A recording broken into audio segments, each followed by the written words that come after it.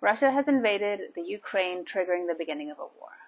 So I've been watching a lot of My 600-Pound Life lately, and in the immortal words of Dr. Now, and this is not a good situation. Very bad, not good at all, particularly given the fragile state of democracy in many countries, including America right now.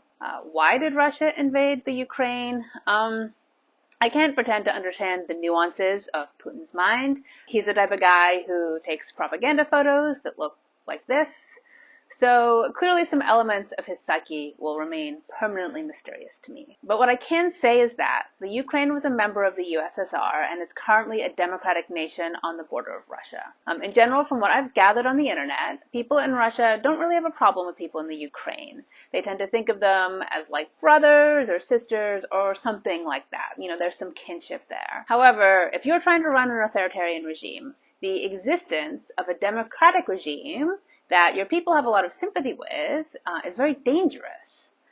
Now, if the Americans have democracy, which, spoiler, we kind of don't, but if the Russians think Americans have democracy, it doesn't really matter that much. Russian propaganda can just kind of, cast us all as like perverts or ingrates, and, maybe it's not even that far from the truth, honestly, and the Russian people aren't really going to necessarily have a lot of sympathy, or they're not going to feel like they could become us. There's just too much distance there. However, in the Ukraine, if the Russian people are capable of seeing themselves as similar to members of a democratic nation, then maybe in the back of their minds, some of the wheels might be turning.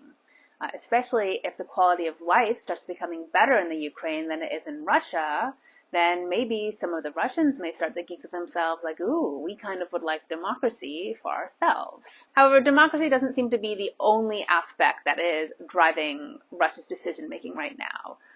Putin basically gave a speech claiming that the Russians or the Ukrainians are one people, a single whole. I don't speak Russian, so I have to only read translations of what's going on, but it basically seems to be implying that he does not believe that the Ukraine has a right to exist outside of Russia, even if they want to. He has also claimed that the Ukraine could have avoided conflict if they had just promised not to join NATO. Now, it's important to note that NATO is a primarily defensive pact, so NATO doesn't invade other countries. But if any country in NATO is invaded, then everyone in NATO will come to the defense. And so really what Putin was saying was that the Ukraine was provoking Russia by taking diplomatic steps in order to protect their own sovereignty.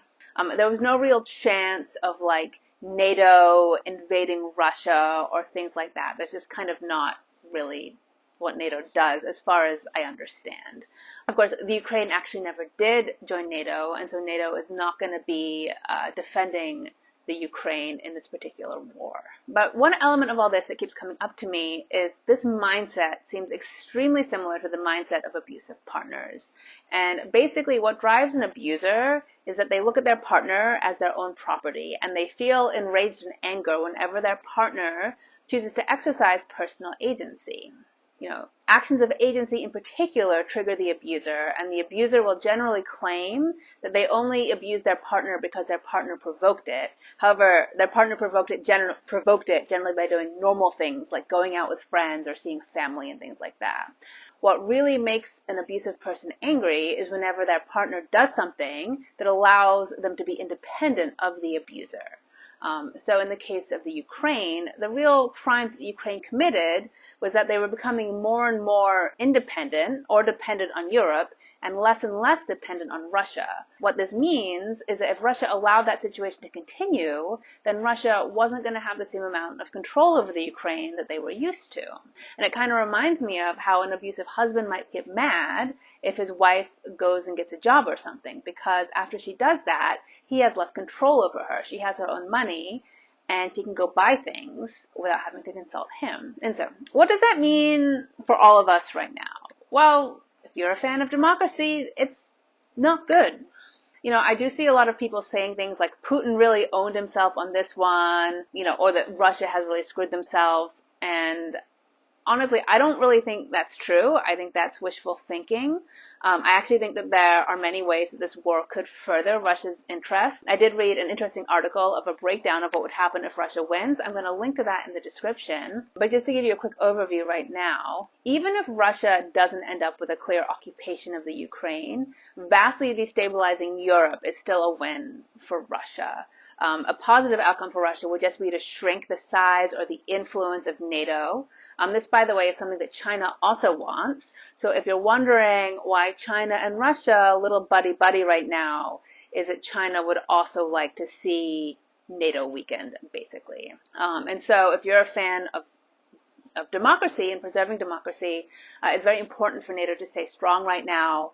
And NATO is under attack, and not just from Russia, from other authoritarian regimes that are looking to maintain their power and see democracies as dangerous.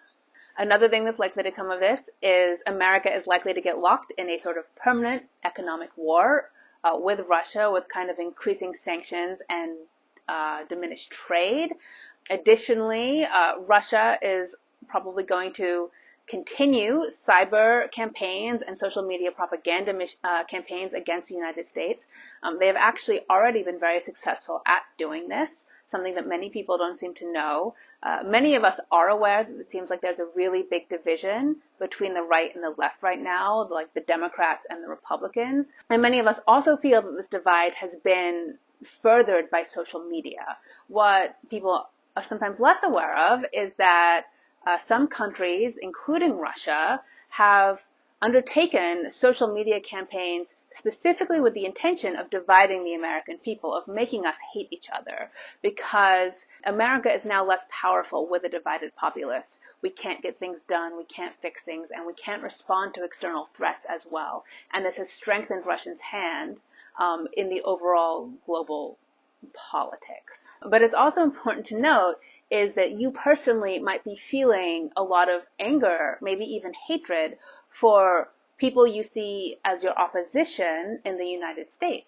But you should be aware is that what you think your opposition believes may actually be implanted propaganda by external regimes, not even in the United States. You know, you might think liberals are one way or conservatives are another way, but there's a lot of misinformation out there. And we are likely to see an uptick in this kinds of cyber campaigns, this kind of further attempts to divide the American population is likely going to be coming from Russia, especially around election time. Russia was also going to be looking to pull similar kind of stunts in other European countries and looking to influence European elections by any means necessary, and generally installing authoritarian regimes is going to be their interest. And then we also have to consider how people in the U.S. are responding to this. And there are people in the U.S. who are looking to personally gain power by taking advantage of the situation. For example, Tucker Carlson was quoted saying, "It may be worth asking yourself, why do I hate Putin? Has Putin ever called me a racist? Has Putin ever tried to get me fired for disagreeing with him?" And I'll put a link to that quote in the description. But the short story is, this is what it looks like when a person has completely abandoned their morals in the pursuit of personal power. Carlson is looking to fan the flames and further the divide between Americans, even if it leads to the collapse of democracy, because he believes he will personally have power if an authoritarian regime comes to pass. Let me be very clear. Authoritarian regimes are run by men, and yes, they're all men, who are looking to further their personal power at the cost of your quality of life. They are not constrained by the normal morality that you may be used to in a democracy. They will stop at nothing to turn us against each other, to turn a population against itself, so that they can rule over us. Aspiring authoritarians are trying to get people to care about things like critical race theory, because critical race theory isn't the relevant issue right now. Democracy is the relevant issue. These authoritarians believe they can get people to turn against democracy by whipping them into a frenzy over unrelated topics. So this is what I ask of you moving forward. Democracy is the prime issue that matters right now. If we manage to preserve or further democracy, all sorts of freedoms will flow from that moving forward. However, if we lose democracy, all freedoms will be curtailed until we can regain democracy again. This is the issue. This is what we need to focus on right now. Preserving democracy and giving people as much agency and power to choose the outcome of their own lives as possible. I'll be writing and making some videos more on these topics, but in the meantime, take care of yourselves, and much love to everyone fighting in the Ukraine. I've been very impressed by the bravery of the Ukrainian people right now, and I'm really hoping for the best outcome from all of this. Till next time, bye.